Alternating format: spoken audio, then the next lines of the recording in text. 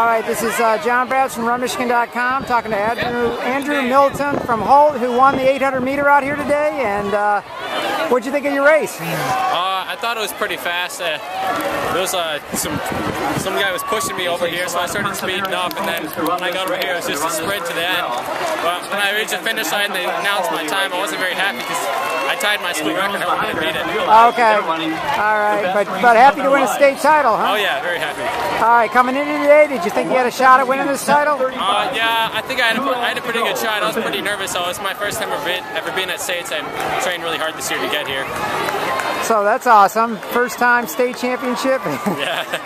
So, but overall, though, did the race kind of play out like you thought it was going to?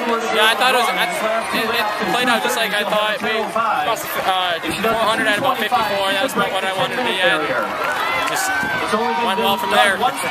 So what do you think overall of this atmosphere? Pretty exciting out here, huh? Yeah, it's crazy out here. I love it. A lot of stuff going on. And so many people. Crazy. All right, well, congratulations on that win out there today. So thank you very much.